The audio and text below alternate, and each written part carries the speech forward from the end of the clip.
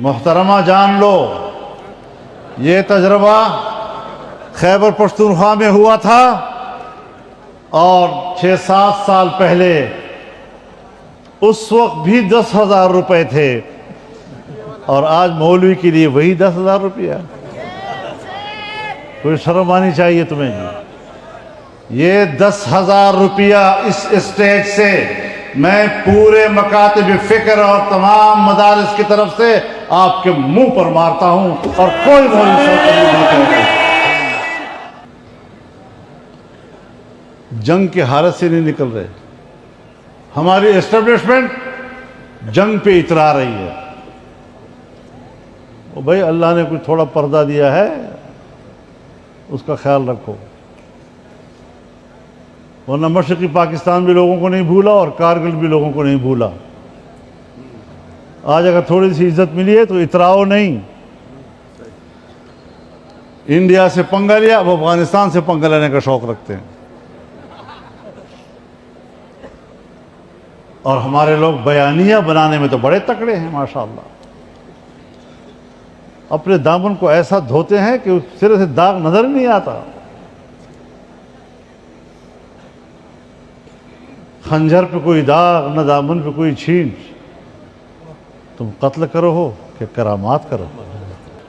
2 روزہ سالانہ ختم نبوت کانفرنس جناب نگر کا پہلا روز، مولانا فضل الرحمان صاحب کا ولولہ انگیز خطاب۔ تفصیلات کے مطابق عالمی مجلس تحفظ ختم نبوت کے زیر اہتمام آل پاکستان سالانہ 2 روزہ ختم نبوت جناب نگر کانفرنس کا آغاز آج صبح بعد نماز فجر حضرت مولانا مفتی محمد حسن صاحب دامت برکاتہم العالیہ کے پرنور درس قرآن سے ہوا۔ ملک بھر سے لاکھوں عقیدت مند کارکنان ختم نبوت اور عاشقان رسول صلی اللہ علیہ وسلم قافلوں کی صورت میں جناب نگر پہنچے۔ مسلم کالونی کی فضا نعرہ تکبیر، اللہ اکبر اور ختم نبوت زندہ باد کے فلک شگاف نعروں سے گونج رہی ہے، جبکہ داخلی راستوں پر خوش آمدیدی بینرز اور استقبالیہ کیمپ سجائے گئے ہیں۔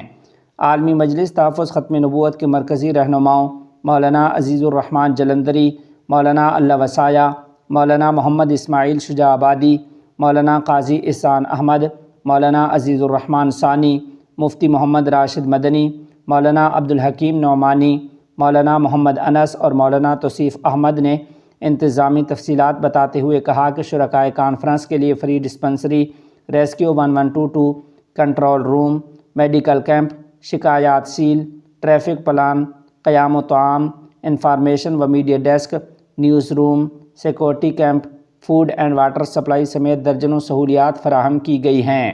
دن بھر مختلف علماء کرام کے بیانات کا سلسلہ جاری رہا، جو رات گئے تک بھی جاری رہنے کا امکان ہے۔ اسی سلسلے کی ایک اہم نشست میں جمعیت علماء اسلام کے سربراہ حضرت مولانا فضل الرحمان صاحب دامت برکاتہم العالیہ نے ولولہ انگیز خطاب کرتے ہوئے کہا کہ عقیدہ ختم نبوت امت مسلمہ کی اساس ہے اور قادیانیت کے فتنہ کے مقابلہ میں پاکستانی قوم اور دینی قوتیں ہمیشہ سرخرو رہی ہیں۔ مولانا فضل الرحمان صاحب دامت برکاتہم العالیہ نے کہا کہ عالمی طاقتیں ہمیشہ قادیانیت کی پشت پناہی کرتی رہی ہیں، مگر پاکستان کے غیور علماء اور عوام نے ہر موقع پر ان کی سازشوں کو ناکام بنایا ہے۔ انہوں نے واضح کیا کہ دینی مدارس پر حکومتی دباؤ ناقابل قبول ہے۔ مدارس کو غیر مؤثر بنانے اور ڈمی تنظیموں کے ذریعے اصل وفاقوں کو توڑنے کی کوشش کی جا رہی ہے۔ قائد جمعیت نے کہا کہ وفاق المدارس العربیہ پاکستان ہی مدارس کی حقیقی نمائندہ تنظیم ہے۔ ہم نے انگریز کے دباؤ کو نہیں مانا، اب کوئی حکومتی دباؤ بھی قبول نہیں کریں گے۔ انہوں نے حکومت کی طرف سے ائمہ اور خطباء کو مالی مراعات کے ذریعے متاثر کرنے کی کوششوں کو شدید الفاظ میں مسترد کرتے ہوئے کہا کہ ہماری پہچان خودداری ہے، نہ ہم بکے ہیں نہ بکیں گے۔ ہمیں کچھ خیر کی توقع تھی کہ شاید پی ڈی ایم کی تحریک سے وابستہ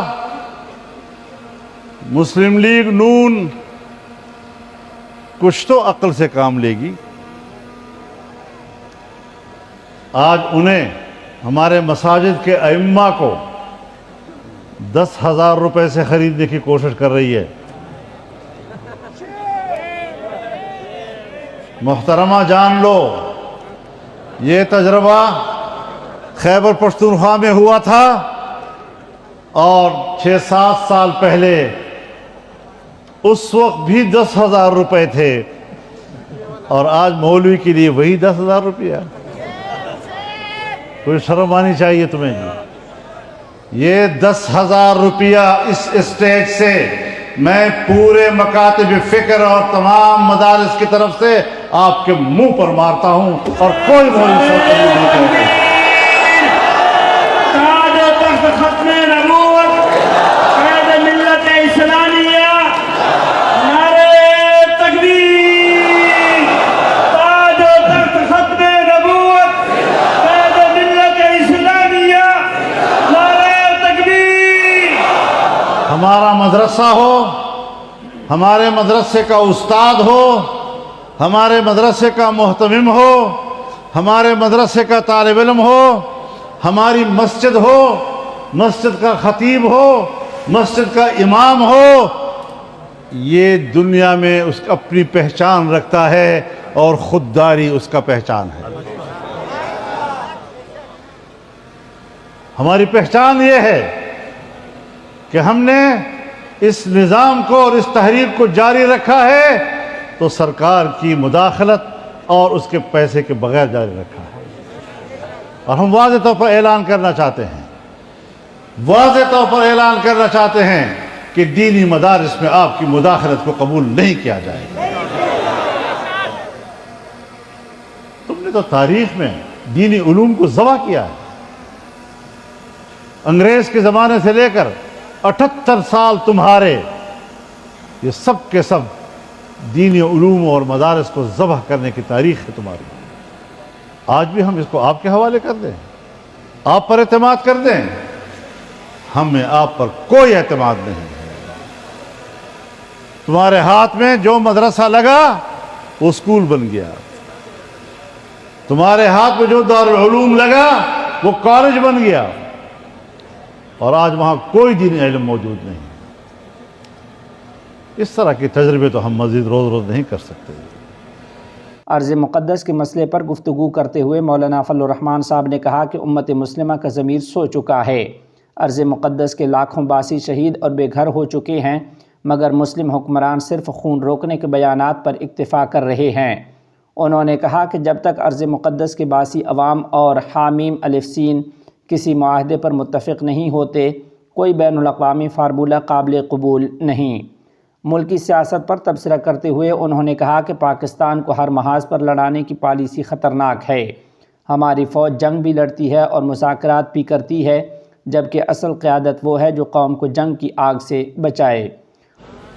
اور عالمی سازشیں ان کو ناکام بنانا ہے، اپنے حکمرانوں کو جھنجھوڑنا ہے. ہم جنگ کے حالت سے نہیں نکل رہے. ہماری اسٹیبلشمنٹ جنگ پہ اترا رہی ہے. وہ بھائی اللہ نے کچھ تھوڑا پردہ دیا ہے، اس کا خیال رکھو، ورنہ مشرقی پاکستان بھی لوگوں کو نہیں بھولا اور کارگل بھی لوگوں کو نہیں بھولا. آج اگر تھوڑی سی عزت ملی ہے تو اتراؤ نہیں. انڈیا سے پنگا لیا، اب افغانستان سے پنگا لینے کا شوق رکھتے ہیں. اور ہمارے لوگ بیانیہ بنانے میں تو بڑے تکڑے ہیں ماشاءاللہ. اپنے دامن کو ایسا دھوتے ہیں کہ سرے سے داغ نظر نہیں آتا. خنجر پہ کوئی داغ نہ دامن پہ کوئی چھینٹ. تم قتل کرو ہو کہ کرامات کرو، جنگیں نہ لڑا کرو. مصیبت یہ ہے کہ ہماری فوج جنگ بھی لڑتی ہے اور ہماری فوج مذاکرات بھی کرتی ہے.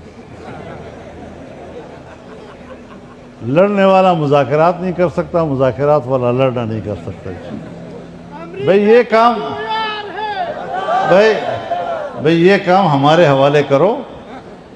ہم پہلے بھی کامیاب ہوئے ہیں، ہم اب بھی کامیاب ہوں گے انشاءاللہ. لیکن پاکستان کو ہر طرف سے مت لڑاؤ.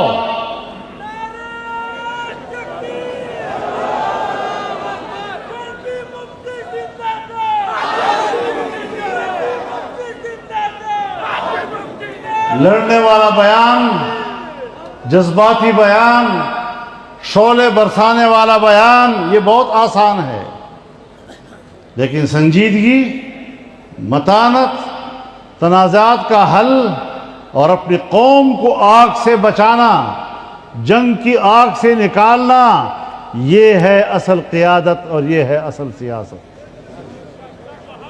अगर आपको सियासत करना नहीं आता तो फिर सियासत हमारे हवाले करो, इंशाअल्लाह खैर खैरियत हो जाएगी। उन्होंने जमीयत उलमा इस्लाम को मुल्क की सबसे मुनज़्ज़म और पुरअमन सियासी क़ुव्वत करार देते हुए कहा कि हमने हमेशा कानून, हिकमत और सब्र के साथ जिद्दोजहद की है। आखिर में मौलाना फजलुर रहमान ने अवाम से अपील की कि ख़त्म नबूवत के तहफ़्फ़ुज़, मदारिस के दिफ़ा और अर्ज़ मुक़द्दस की आज़ादी के पैगाम को पूरे मुल्क में आम करें। उनके अल्फाज में कि हम ज़िंदा हैं, बेदार हैं और अल्लाह ताला की मदद से अपनी तहरीक जारी रखेंगे।